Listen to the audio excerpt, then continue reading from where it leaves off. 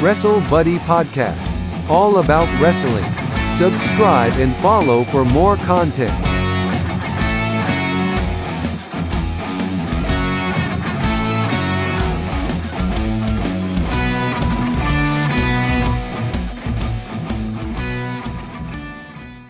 Welcome, Wrestlebuddies, to another interview we've got for you today, and I am joined by one of the controversial figures in wrestling, but for me, he is one of the godfathers of the Attitude Era. It's Vince Russo. Vince, thanks for joining me today. Andy, what is going on, my friend? Not much. It's about 9 p.m. in UK here this time now. I don't know what you are over there. We just finished our day pretty much. We are 1 o'clock in the afternoon, and I'm looking at you, Andy, and I'm wondering, how would I look with a hairdo like that? How do you think I'd look at my age with that kind of swift hairdo that you have, my friend? I think you could pull it off looking at your hair, mate. I think you definitely pull it off. I don't think so, man. I don't think so. Brilliant. So we'll just get into it, Vince. So obviously, I know you were a big part of the Attitude Era, a massive part of it. And just first question I want to ask is, back then, what was it like working with Vince McMahon? And how did you manage to get... Back then, it was great working with Vince McMahon, bro. It's very different than it is now, bro, because, for a very long time, it was just me and Vince writing. And then, later on, we added Ed Ferrara. So there wasn't 20, 25 writers. I worked directly with Vince, man.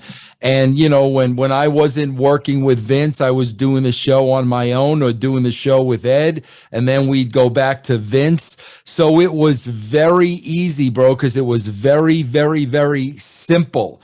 And I had no issues working with Vince. Bro, listen, the guy's a workaholic. The thing that made it a little tough for me was, I had a very young family at the time. And I'll be honest with you, bro, Vince doesn't care about family time. When you work for the WWE, it's all about his company, bro. And that was a little difficult for me because to me, bro, this was a job. And I wanted to do the best job I possibly could.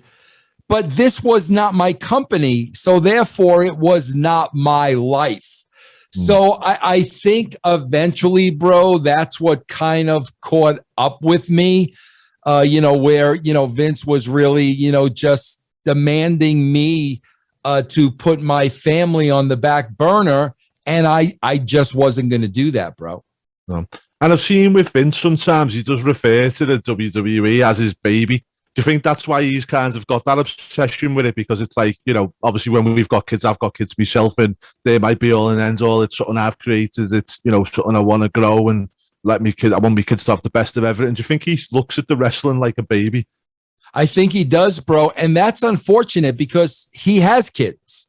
You know what I mean? So, if he's putting the business before his own family, again, bro, the guy's a billionaire. He's a billionaire for a reason. But if that's what it takes, making your business more important than your own family, I guess I'll never become a billionaire because to me, my family is more important than my work.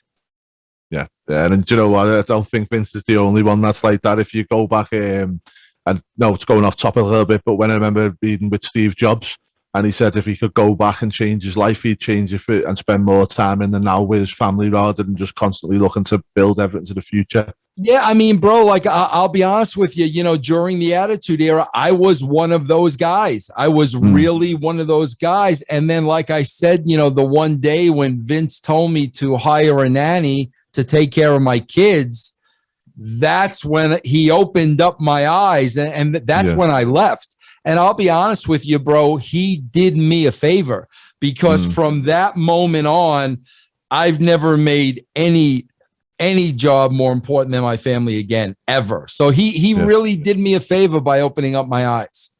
Yeah.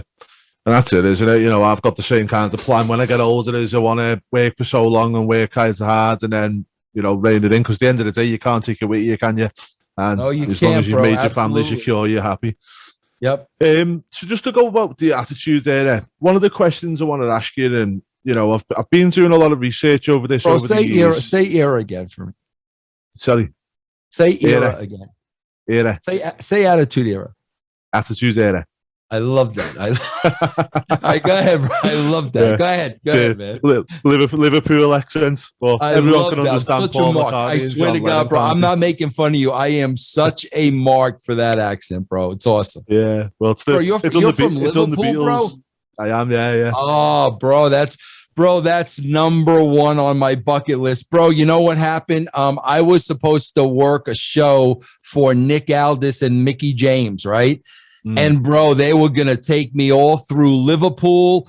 I was gonna stay in the hotel where A Hard Day's Night was shot. And I had to fly from Colorado to New York and then to Liverpool, right? And when I landed in New York, bro, I got on the phone with my dad and my mom was on her deathbed. So I had to change plans and go from New York to Florida. And I never got to go to Liverpool, bro. That's number one on my. Well, I'm at the end of this month. Next month in November, I'm going to see Chris Jericho's band Fozzy, and they're playing at the Cavern Club, which was the original place the Beatles played. So, he must be so jacked about that, bro. That is awesome. Brilliant. So, just to go back to what I was saying, there was in the Attitude Era. I was looking back, and I've looked back at all the different times in wrestling. And one thing that I always look at is the best characters, or, per se, the stars for me are the type that an extension of their own personality. Do you think that is the best way for a wrestler to get over? 1000%, bro, because you got to understand all of these guys and gals, bro, they're training to become wrestlers. They're not trained actors. They're not going to acting school. They don't have acting coaches. So acting is not their forte. So what you have to do, bro, is you've got to take who they really are and you got to magnify it so they're comfortable playing that character, because that character is really who they are. It's just magnified. So absolutely, bro, 100%. Bro, every once in a while, you'll find somebody that can pull it off. Like Goldust is a great example. Dustin Rhodes is nothing in the world like Goldust, but he was a great performer. Val Venus wasn't a porn star. Once in a while, bro, if you find that special person, they can pull it off. But it's much easier to just magnify their personality. Yeah, and probably the biggest one in that category is Stone Cold Steve Austin. And obviously you wrote a lot for him. Yep. Did you see, before he become the Stone Cold character and he was more along the lines of the ringmaster and stuff like that, did you see the potential for him to change into the character? Bro, I was a huge Stunning Steve Austin fan. Huge.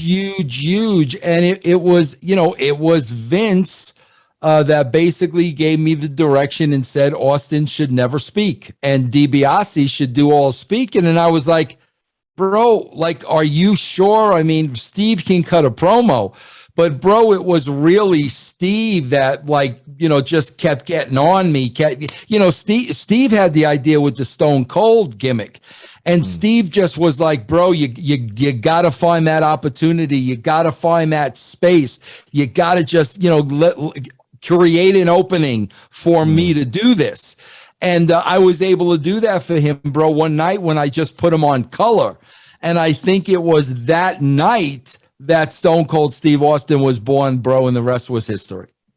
Yeah, because I know I was watching back some old stuff the other week, and the scene is promo that he cut in ECW, and that's where it always got me thinking. I know people say Vince doesn't watch any other content, and it's like it just shows you that, because if he's seeing that, he wouldn't be saying he couldn't talk, would he?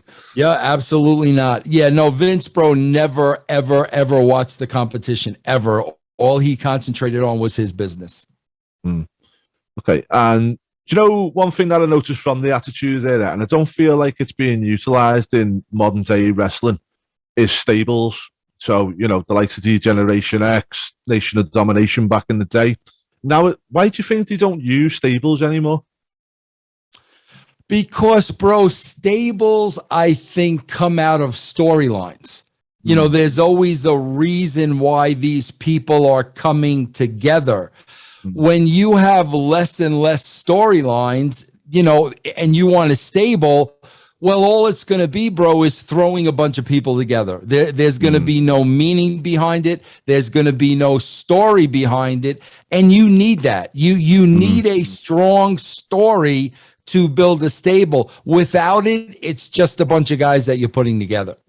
Yeah, and that's one thing that I think AEW specifically is doing well at the moment with the Elite and the Dark Order and the way that they're doing stuff like that. I mean, one thing that I thought was very clever, and I don't know whether you're seeing it yourself, obviously being a writer, I think you'd appreciate it, is when Adam Cole come back to AEW, when he comes to AEW, sorry, and is the promo that Kenny Omega cut just before he'd come out.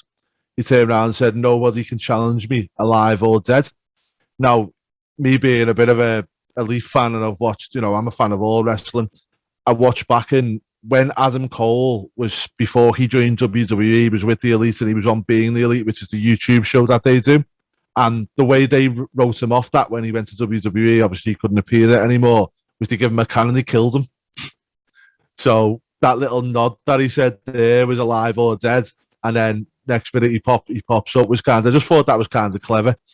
Yeah, no, that is kind of clever, bro. When you can put pieces together like that, I mean, that is that is clever, bro. That's the kind of storylines and writing that I like. Listen, bro, I'm going to be honest with you. I watched every episode of AEW from the time it started to the following January. So I watched it for about 15 months. Bro, I stopped watching it. I mean, it was not for me. I am character. I am storyline. I am not for 15, 20-minute matches. I don't get off on flipping and flopping. Now, bro, listen, again, it's like people get upset with me. AEW fans get upset with me when I say it's not for me. Bro, if you guys like it, great. Watch it. You know, bro, we live in a very shitty world today. So if there is something you enjoy, watch it, bro. If that's how you get your enjoyment, watch it. But for me, bro, like I said, I watched the first 15 months and it just did not hook me, man. Yeah, I mean, I think it's getting better in terms of storyline. One thing that I can say is I think like the last 6 months especially, it's got better. I mean, the other thing with Chris Jericho, just to catch you up on it very quickly, where he done the 5 labors of Jericho, I think it was, or the 6, I can't remember which one it was. And there was a bit on it where I think his 3rd labor was Juventud Guerrero. Obviously, you may know him from WCW days. Too well, yes. And MJF was going through these labors to get to MJF at the end. And he turns around and he plays a clip from a year before. And it's Jericho mentioning Juventud. And he goes, you know, you mentioned him there and said, so let's see how you get on here. And, you know, slowly but surely they're starting to get little bits into it. But, you know, you're quite right. AEW fans can be like that. I'm a wrestling fan. I always say I'm a wrestling fan. I'm not a WWE or AEW fan. But my dad always used to say, opinions are like arseholes. Everyone's got one.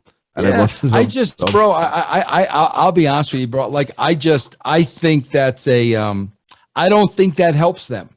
I mean, I don't think that helps them because it's like you said, bro, everything, you know, I mean, you know, it just all depends on us, bro, whether we like it or not. It's our opinion.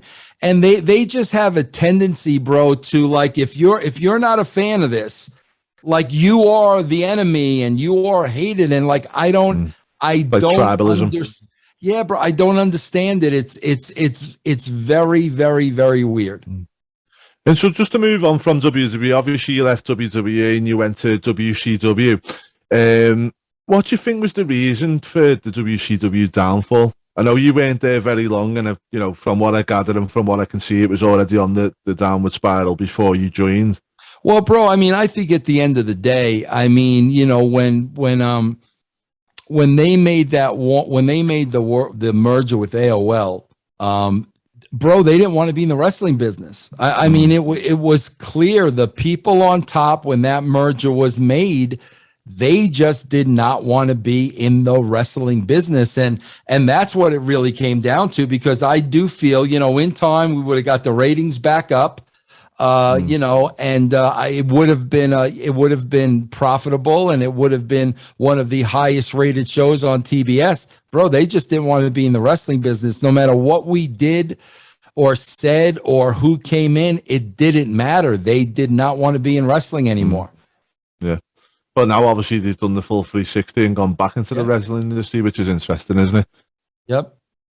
Okay, and then, obviously, I know in TNA you had some heat with, in TNA and WCW, you had some heat with Hulk Hogan. Why do you think you and Hogan never clicked? Because of Eric Bischoff. Bro, I would have had a great relationship with Hulk if it wasn't for Eric. I was a big fan of Hulk. I respect Hulk to this day. I will never, ever, ever badmouth Hulk. But I think Eric was always in Hulk's ear about me, because Eric does not like me, did not like me. And I think him being in the middle of that mess did not help my relationship with Hogan. And I say that, bro, because Hulk and I had very, very many one-on-one conversations. And when we did, they were great.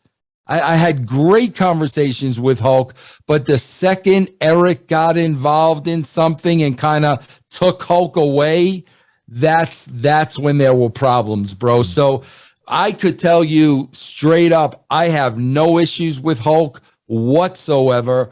I'm a huge fan of his. I give him a lot of kudos for me even having a job in the business. So I do not have any issues with the man whatsoever. Brilliant. And obviously, you went to TNA, and you come across each other again in TNA? Yes. Yep. And was your relationship any better there, or was it still the same? It was a little better, bro, but Eric was still there. Eric, it was the same dynamic, and I just don't think I was ever going to be able to have a good relationship with Hulk because of Eric. And just to go on to TNA, obviously, I know we've got the reincarnation of TNA now with Impact Wrestling, but with TNA, at some point, it looked like it was on the up. What do you think was the reason that it slided back down again? Bro, I think, to be honest, and again, this is just my opinion, I think, bro, when Eric, first of all, Dixie just wanted to bring Hulk in. Dixie had no intention on bringing in Eric Bischoff. But of course, the way they work, Hulk got her to hire Eric. And bro, I think, to be honest with you, at that time, I don't think she could afford paying both of them. And I think what happened, bro, was in order to pay them, they had to take money away from elsewhere. And where you're taking the money away from is advertising, marketing, promotion. And all of a sudden, bro, like you're doing house shows and nobody even knows you're doing house shows because you're not promoting anything. You're not advertising. The money is not there to do it the right way.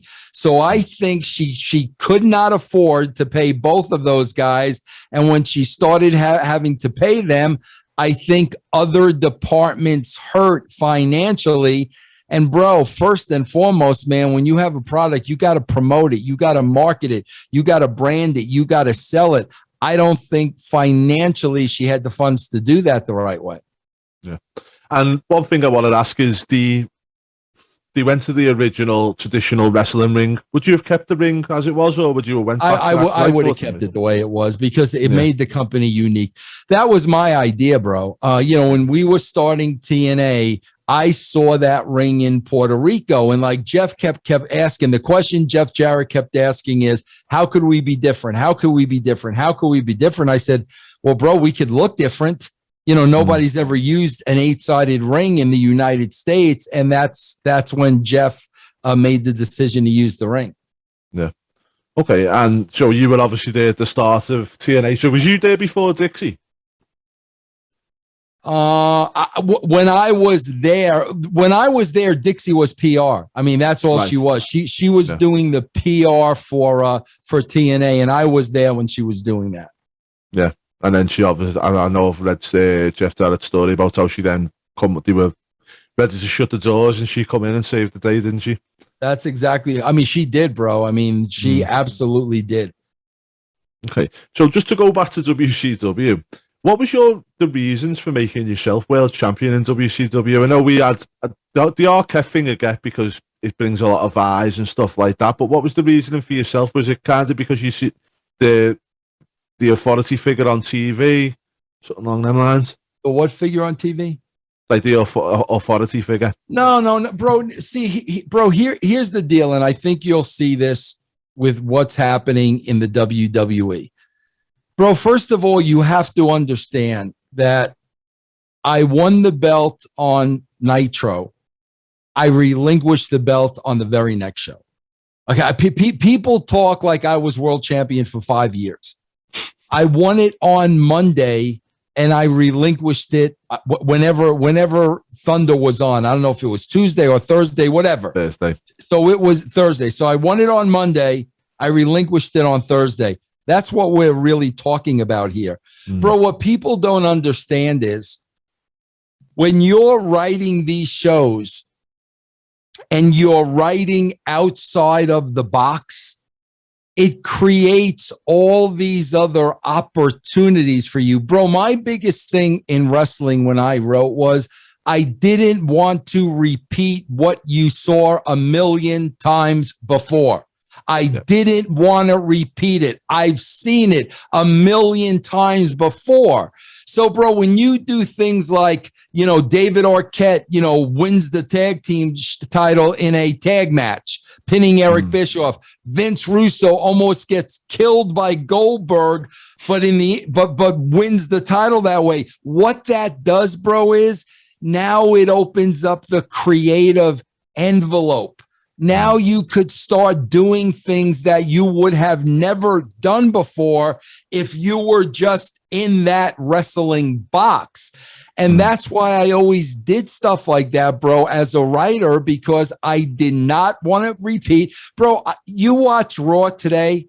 What's every angle? Every guy just wants to fight every other guy. There are no angles. So that's not how we wrote, man. We wrote angles and we wrote stories and we wrote characters. And when you would create something like that, bro, something like that could now open up the next 6 months worth of TV. And that's why you did it. I mean, one thing I always remember from the Attitude Era specifically was obviously I was a teenager around that time. So, it was a perfect time for me in terms of, it was done. But the one thing I always remember was I'd always look forward to the next week's Raw because it always left me dangling, wanting to find out what was going to happen. And bro, we always looked forward to writing those Raws and writing those Nitros. If I had to write the same thing week after week after week, bro, I would have lasted there maybe about 2 months. We got excited, but like I said, bro, when you do stuff like that, you just create new opportunities, and that's why we did it. Yeah, and just what you say, it's only lasted about 2 months. You did revisit WWE, and then you left a couple of weeks later. Why didn't it work out the second time around? Bro, because politics. Vince wanted me back there because again, their ratings were sinking quickly, bro. And Vince wanted me back there, and Vince was meeting secretly with me. But when he let everybody know, nobody wanted me there. Stephanie did not want me there. Hunter did not want me there. Heyman did not want me there. Hayes did not want me there, simply because if Vince hired me back as the head writer, bro, there was no need for them. So what do they do to protect their spot? They bury Vince Russo and they tell Vince all the reasons why they shouldn't bring Russo in. And bro, that's fine with me, because I told Vince when I didn't go back, I said, bro, you don't have the talent creatively to turn this company around. Those guys in that room are not capable of turning your company around. And bro, here we are 20 years later, and those ratings have gone down for 20 straight years. Yeah. Okay, so I have heard on the Reddit and a few other places, it seems to be popping up now and again that you're looking on doing something with WWE in the near future. Is that true or is that nonsense? I'm not looking to do something. Sorry, with them, there was, yeah. I'll tell you exactly what happened, bro. I'll be honest with you. The only wrestling show I watch is Raw. And I watch Raw, bro, because I get paid to watch Raw. I get paid by third parties to critique Raw for them, okay? So that's the only reason why I watch Raw. But, bro, as I watch it week after week and after week, it's just so bad. It is just so bad. It's very hard for me to watch. So what I did, bro, was I reached out to Vince McMahon and I said, listen, man, I watch your show every single week. I'm watching it as a casual fan. I'm away from it. I said, bro, if you are ever interested in me doing any type of consulting or anything, let me know because I might be able to give you a fresh look at that show. But as far as like full-time head writer on the road every week, politics and that grind, absolutely not. Did you get any reply when you reached out? Well, yes, because I first said to him, like, because, bro, like, it's really weird with Vince because we don't have a relationship. So, like, I wrote back to him and here's what I said. I said, do I have any heat with you? Because if I do, I don't know what that heat is. And I don't understand why it's kind of like Vince Russo has become the enemy. So can you explain that to me? So, bro, Vince did write me back. He says, bro, you have no heat whatsoever. I said, okay, fine. If I have no heat, I'm just offering this to you. If you want me to take a look at the show, critique it, if you want me to look at certain characters or whatever, I'm definitely open to doing that. But I would, I could never. Did he come back to you on the offer? He did not get back to me with. He did not answer either way on that. He kind of left it open ended. But I just want to make it perfectly clear. Never, ever, ever, for all the money in the world, would I go back to that as a full-time job ever, bro. And just one thing I wanted to ask you as well is obviously when you were writing that, the restraints of what you were writing was probably different back in the Attitude Era because, now we're a lot more PG. Do you think you could change your style of writing to fit in with that PG? Bro, PG has nothing to do with it. They're nowhere near the PG line. Bro, when we started Raw, we were PG. When I started writing Raw, it was PG. Bro, they're nowhere near the PG line. There's so much more they could be doing that they're not doing. That doesn't have anything to do with it, bro. Nothing. If you really looked up the television ratings and looked up the guidelines of PG, bro, they're nowhere near that line of what they could do. Yeah. And just to go back with AEW, do you see AEW as a credible threat to WWE? I don't see them as a threat to WWE. But, bro, the bottom line is, listen, man, Tony Khan and his dad and his family, bro, they're billionaires. So they can probably stay in the game as long as they want. That was the problem with Dixie and TNA. Dixie was not a billionaire. So, they really, really had to watch their money. And we were under a very, very strict budget. Bro, when you've got endless money to burn, the longer you can stay in the game, the better it's going to be for you. And it looks to me like they're going to be able to stay in the game because Tony Khan's got money. Yeah. And do you think they're a replica of WCW? Or do you think they're going down their own path? Bro, I hear that a lot. I don't see that, bro. Like, I don't see that. Bro, it's a wrestling company. There's not too many different ways to do wrestling. So I don't look at it that way at all, no. Yeah. Okay. So, just one more thing on AEW. I know we were saying about the fact of, do you think Vince looks at, Vince very well, do you think Vince looks at them as taking looking attention at them at the moment? Absolutely not. Bro, I hate to say this, bro, but I'm telling you, they're not a pimple on his ass.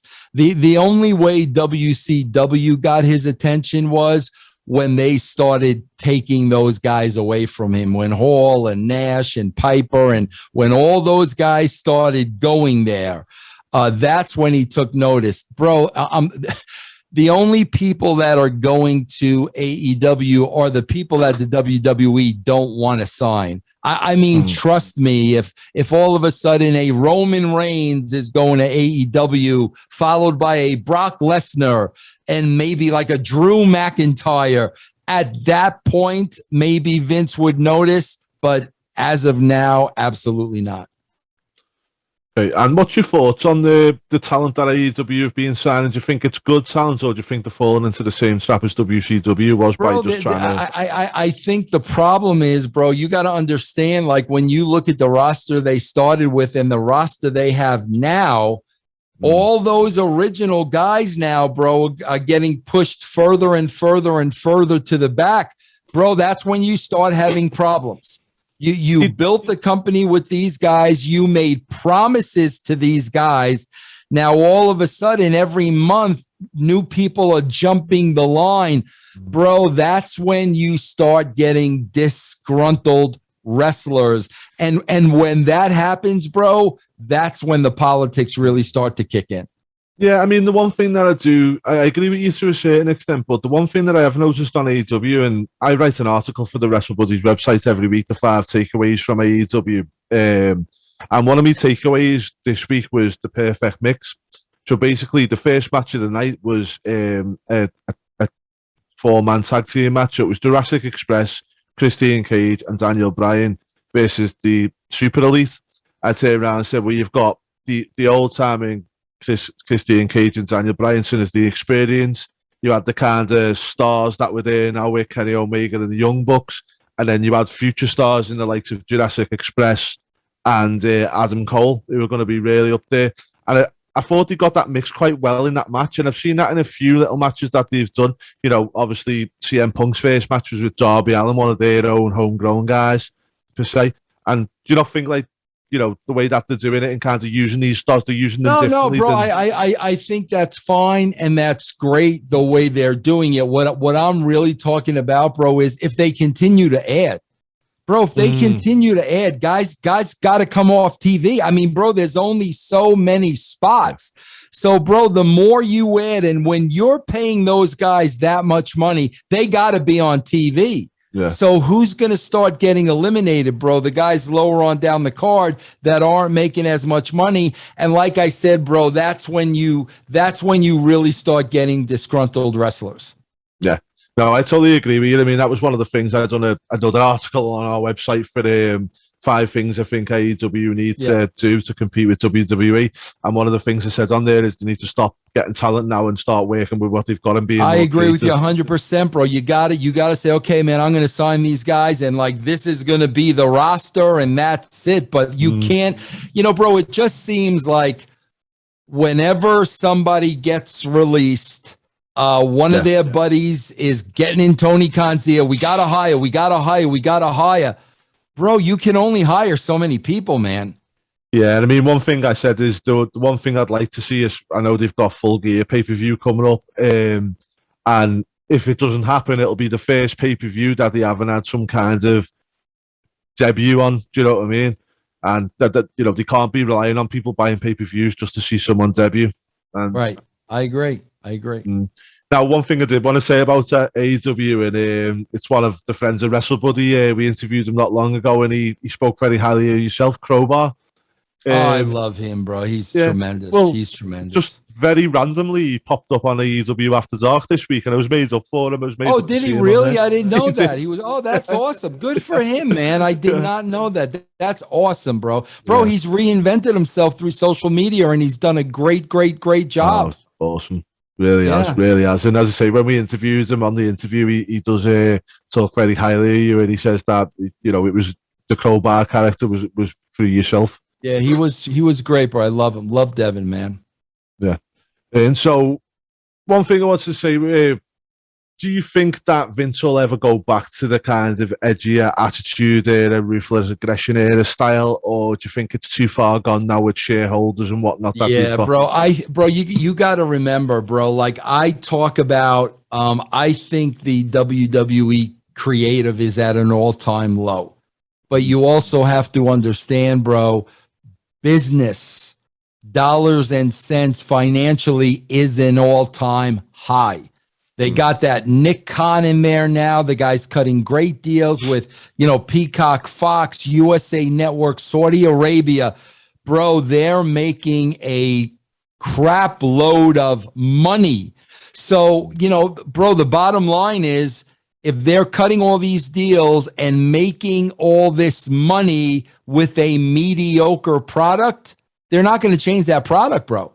They're just not there. There's in their mind, there is no reason for them to change that product when they see the bottom line every month.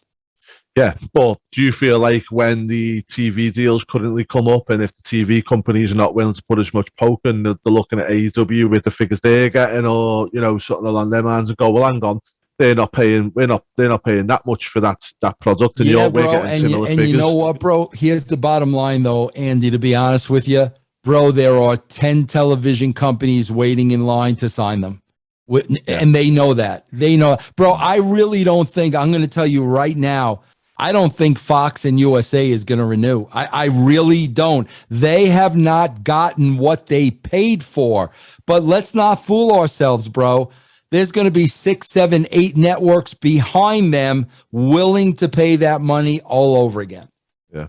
One thing I wanted to say about Fox and USA is, the draft's just been on not long ago. It was actually last week.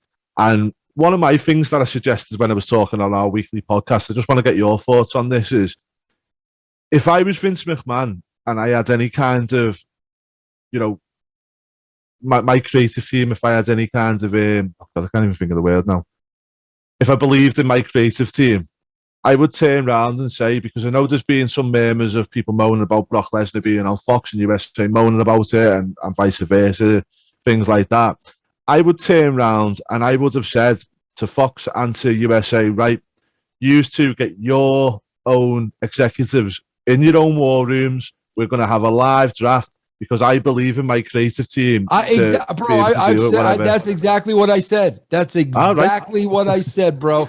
I would have let USA Network executives and I would have let them draft. I said exactly that. If I was in charge, bro, that's exactly what I would have done without question, bro. Yes, I agree. Well, it's great to see that we're on the same lines of things. Oh, absolutely. I said that 100%. I agree with that. Now, if you were, I've heard stories about backstage about the writing team having really tough time trying to get their ideas across and saying it's not the writing team, it's Vince shutting them down and etc. And he's even being known recently to come in and rewrite a whole show at the last minute. If you had any kind of advice to give to them writers, if you were speaking directly to them writers now, what advice would you give them on how to go about getting their ideas across? And bro, here's the bottom line. You're either going to stand up to Vince and you're either going to stand up to your ideas and you're either going to argue with him or you're going to be 100% submissive to him and do and say whatever he wants and be a slave to the system. I couldn't have done that. Because if I was giving Vince McMahon ideas, and Vince McMahon is ripping them up and shitting on them, then I'm saying to Vince McMahon, what do you need me here for? Why am I wasting my time here if everything I give you, you're crapping on and you're ripping up? So I would leave if that were me. You got to stand up to Vince, bro. I wasn't afraid to stand up to Vince. When I believed in something, man, I stayed on it. If he came up with something that I thought was terrible, I would tell him I thought it was terrible. Bro, people fear Vince McMahon like he's God. And I say this all the time. Bro, he's a wrestling promoter. That's all he is. Vince McMahon is a wrestling promoter. And these fear that people have in Vince, his own talent. Come on, bro. Like, what are you afraid of At the end of the day, he's a man. I mean, that's all he is. And that's what I would, that would be my advice, bro. Either stand up to him or leave. I mean, whatever you want to do. Yeah. Now, one of the things that I wanted to ask you about, obviously you've got a very creative mind, and we've seen it on screen for years. Now, one of the current creative minds, in my own opinion, was Bray Wyatt, Wyndham Rotunda. Why did they let him go? Well, because, bro, bro, I'll tell you exactly why they let him go. Bro, this is vital in wrestling, and this is very, very important in wrestling. Bro, when people want to criticize me, here's what they'll say all the time. Oh, look at the roster Vince Russo had. Anybody would have been successful with that roster. No, bro, it's the exact opposite. Because when you're writing with people as great as, Mick Foley and Rock and Austin and Shawn and Taker and DX and all these guys, when you're writing for talent that this is this great, bro, your writing game has to be up here. Because if your writing game isn't up here, bro, then you're going to bring them down. You're going to bring that talent down. Bro, Bray Wyatt was up here. Creative could not write up to his genius. They didn't understand him. He was just beyond their intellect. So Bray Wyatt's up here with all these great ideas, and all they're doing, bro, is dragging him down, dragging him down, dragging him down. And I think that's what happened, man. I think Bray probably got very, very frustrated. He probably had a vision and a way he probably wanted to represent this character, and they could not comprehend his vision, and everything got watered down. When somebody's as creative as a Bray Wyatt, bro, you're gonna get to the point where, like, bro, I gotta get out of here, man. Because they're bottling him up, and they're not letting his creativity run rampant. And bro, I say this all the time, man. When you stifle somebody's creativity and they're a real creative person, bro, it doesn't matter what they're getting paid. The money has nothing to do with it. When you stifle a creative person, bro, they're going to be absolutely miserable. Yeah. And just another creative person, or somebody who was very vocal about the lack of creative input in WWE, was CM Punk. What do you think his impact has been on returning to AEW? Do you think it's going to be a short, sharp shock interest, or do you think he will keep the people there long term? Bro, I don't know, because, and again, I know you're an AEW fan. I'm a television fan. And bro, I'm a wrestling fan, in general. Yeah, bro, I got to tell you, I was not watching WWE when Punk had his run. I didn't see any of that. But I will tell you, in my opinion, from a writing perspective, bro, I just felt they brought him in very, very lackluster. I did not like the way they brought him in. I think it could have been so much better. And I'm just afraid now, bro, that he can possibly just become another name on the roster, because the way they brought him in, it wasn't special enough, in my opinion. No, and I think, to be fair, I've been very critical since he's come back, because every week it's promo, and then it's Darby Allin, I choose you. Then it was, there's no kind of story behind, well, why are you wrestling these people? Why are you going in there? You can't just get away with it. Let's have a wrestling match. Yeah, that's got to be a bit more. That's exactly what I'm talking about, bro. Exactly. And just to go on to another great character, or a great character in my eyes anyway, how good do you think Roman Reigns' tribal chief character's been? Bro, I think, but it was always there, bro. It was always there. Vince was writing this ridiculous stuff for him that you could tell was not him. He was having a hard time even saying it. That character, was always there. It's amazing to me. It took Vince however many years to realize that. Bro, when you're a second and third generation wrestler, bro, you know what you're doing. It is in your bloodlines. You grew up on this. You know what you're doing. And I was saying that from day one with Roman Reigns. They're trying to script every word and control everything. Bro, the guy knows what he's doing. Just let him run. And finally, he's getting that opportunity. Yeah, and you know what? One thing I'll say about the tribal chief character is with Roman, a lot of the stuff he says, he doesn't say. It might just be a little snarl of the mouth. It might be a movement to the eyes. Yep, and that's like, awesome, bro. That is awesome. Yes, correct. Yeah. Okay, so another bit of news that come recently, and I know you worked Owen Hart. I know you worked with Owen during the WWE, and obviously you were there the night of the tragic accident when he, unfortunately passed away. What's your thoughts on the AEW and Martha Hart partnership? I know we're going to get the Owen Hart Cup and they're going to merchandise and stuff like that in his memory, and the funds are going to go to the Owen Hart Foundation. What's your thoughts on that?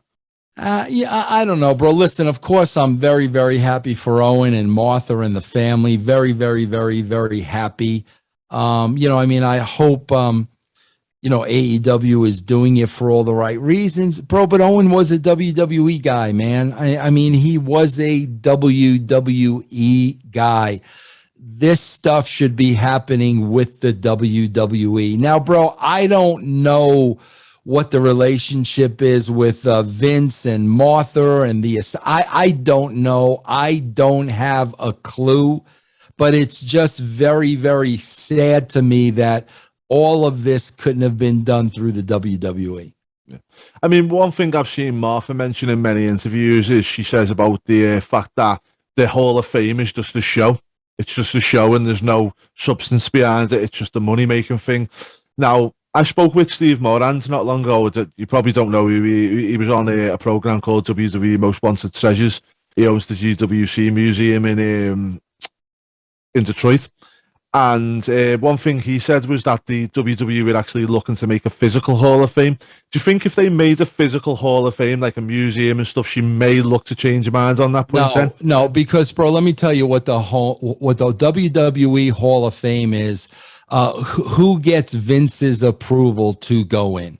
That's what it's all about, bro. If you're on Vince's good side, you're going to get in.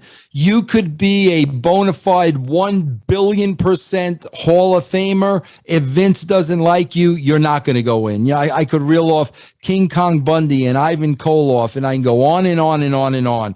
So it's really, to get the approval of Vince McMahon, the knighting of Vince McMahon, it's ridiculous. Now, if you want the fans of the WWE to vote, okay, that's completely different. Now that's that's how they do it with legitimate Hall of Fames. You want a legitimate vote? I'm cool with that. But for Vince McMahon to make the final decision on everybody, that ain't a Hall of Fame, bro. That's a popularity contest. Who was over with the boss? Who wasn't over with the boss? That's why it really doesn't mean anything. I mean, bro, come on, bro. Steve Lombardi. What? Steve Lombardi is not in the WWE because of his won and loss record? Like, seriously? This is a guy that was a lifer there. This was a guy that made dozens and dozens and dozens of other guys.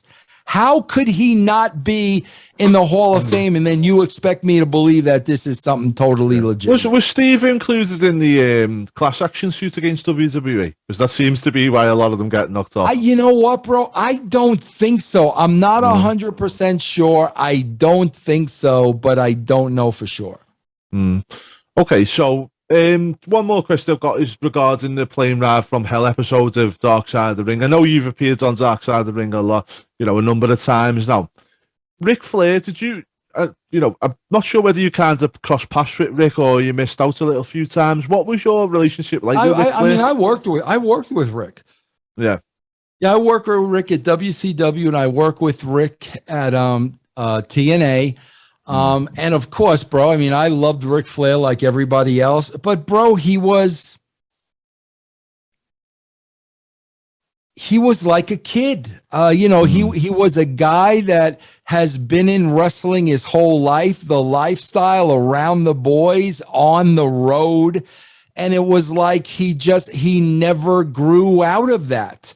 And that's just who his personality was.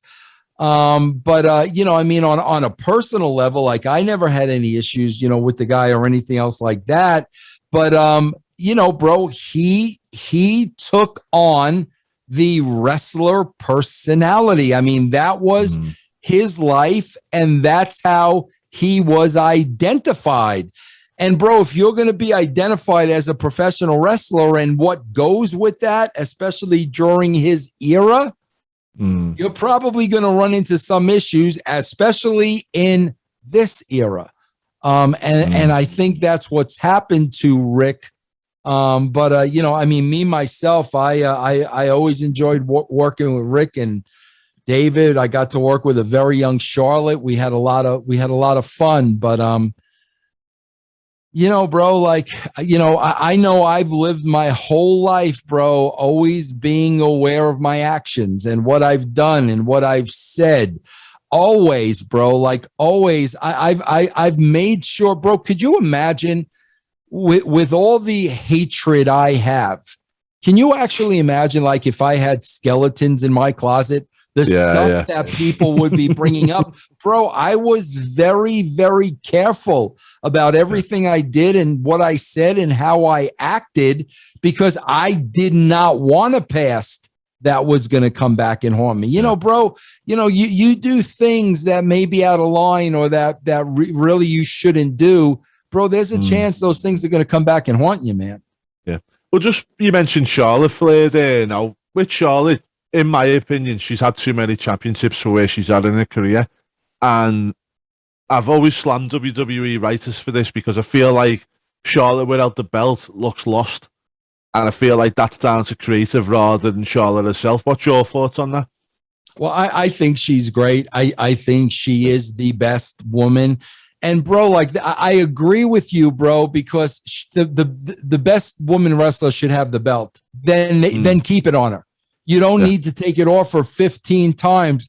Keep it on her for a long time. So I definitely agree with you when it comes to that aspect. Brilliant. Okay, so we're going to wrap it up now, Vince. I'm just going to do a rapid fire question with you, just a yes or no or thingy. Something that we were going to do on all the questions, all our interviews going forward. So we've only got 10 of them, so we'll just wrap through them, and then that's just done and dusted. So, best promoter, Vince or Tony Khan? Oh, come on. Stop that, Vince. All-time great, Hogan or Flair? I'm bro, again, you got to understand, I grew up on the WWE, so of course I'd say Hogan. Okay. Best supernatural gimmick, Taker or Sting? Wait, say that again? Best supernatural gimmick, Taker or Sting? Undertaker or Sting? I would have to say Undertaker. Okay. The best champion at the moment, Roman Reigns or Kenny Omega? Roman Reigns. Okay. Best in-ring performer, in your opinion, CM Punk or Daniel Bryan? See, bro, that I really can't answer that, bro, because during their runs, I didn't watch it, man. I really didn't watch any of it, so I can't answer that fairly. Okay, I'll answer that for you, Daniel Bryan.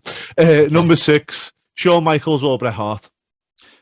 Bro, I've said it on the record. Shawn Michaels was the greatest performer I ever worked with. Okay. And as a person, Shawn Michaels or Bret Hart?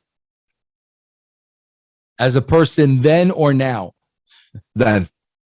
As a person then, Bret Hart. Triple H or Cody Rhodes?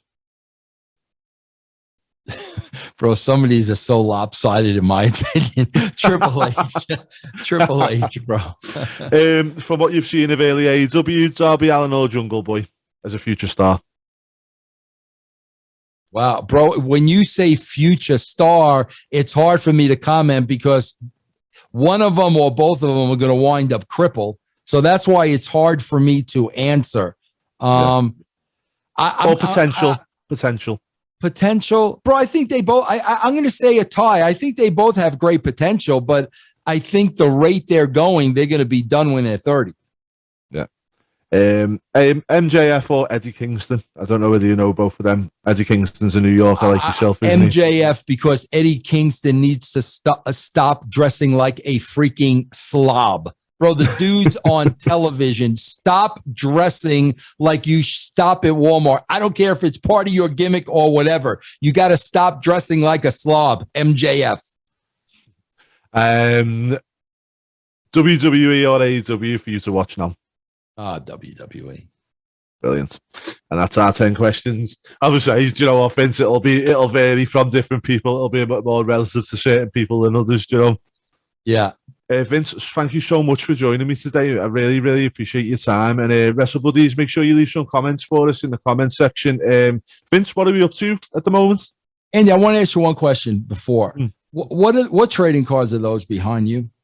They are ones from the 1989, 1990. Oh, so wow, like 89. Earthquake and... Yeah, because, bro, when I was there, like 94, 95, I actually wrote the trading cards. So that's why I was curious if those were mine. But, wow, those are some old ones. No, these the ones with top split, like Roddy Piper, Legion of Doom, all them ones on it. My wife got me a collection of them and she put them in a frame to put them up there. That's awesome, man. That poster behind me is from 1976 Liverpool Stadium. Dynamite Kid's on that poster. Oh, that's awesome, man. Bro, I'm so envious of you being in freaking Liverpool. That is awesome. But, bro, I just started a brand new podcasting network that we should be launching any day, bro. It's called channelattitude.com.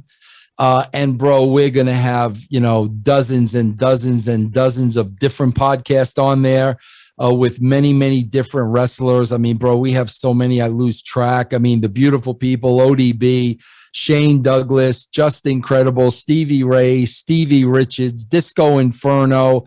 We've got so many people on our platform. So you could check out all these different shows, channelattitude.com. Brilliant. Well, I hope you give us a little shout out, wrestlebuddy.com on your podcast. I'll be watching. I will do that, bro. I had a good time with the interview. Oh, no, brilliant. Vince, thank you so much. I really appreciate it, and I've loved speaking to you. Thank you so much. Okay, thank you, man. Take care.